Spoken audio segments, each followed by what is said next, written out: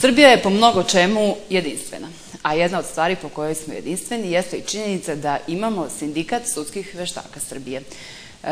Čemu ovaj sindikat služi i zašto su veštaci uopšte imali potrebu da se organizuju jedan sindikat, čućete upravo od našeg večerašnjeg gosta, a on je Nikola Dragović, predsjednik sindikata sudskih veštaka i stalni sudski veštak Višeg suda u Beogradu. Dobroveče, dobrodošli na Kanal 9.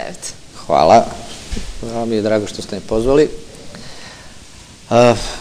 Pa na vaše pitanje, da, mi smo jedini sindikat veštaka u regionu. Samim tim, verovatno, smo i jedini u svetu se tako sindikalno organizovali. Potreba za tim i takvim organizovanjem je nastala zbog raznoraznih problema, puno problema u stvari koji su u profesiji veštaka. Problemi su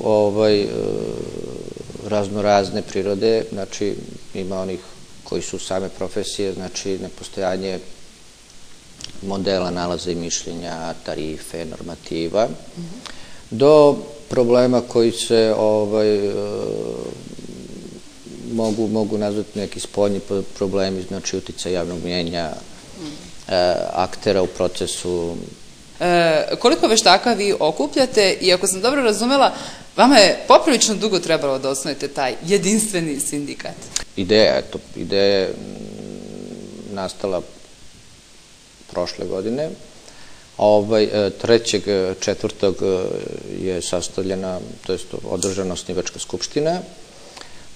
Od 3.4. do 3.9. je trajalo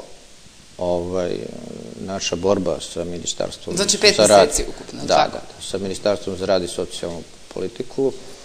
I jako puno puta smo menjali statut, raznorazni su zadaci postavljeni pred nama i na kraju smo ipak uspeli. Ali šta je tu bio toliki problem kad možete da osnujete neko udruženje za mesec dana, da registrujete firmu za mesec dana pa i manje? Šta je problem sa organizacijom sindikata? Meni je predlagano da umesto sindikata se osnuje udruženje građana ili DOO ili tako dalje, razni oblici su mi bili nuđeni, međutim nisam teo to da radim. Zašto? Zato što fali jedno udruženje koje će biti nevladino, neprofitabilno i koje neće zavisiti od jednog čoveka. Sindikat je skup ljudi, skup veštaka. Bilo koje udruženje da smo osnovali, to bi bilo poluprivatno udruženje i možda ne u početku, ali kad tada bi ono preraslo u privatne interese i u privatno udruženje. Nisam teo da odstupim od neke zamisli da to bude sindikat, jer mislim da je sindikat pravo rešenje. Naravno, iz tog sindikata će kasnije da se formira komora, iz tog sindikata će kasnije da se formira akademija. Pokrivamo teritoriju čitave Srbije. U Srbiji postoji 5300 i još 340, ja mislim, tačno veštaka.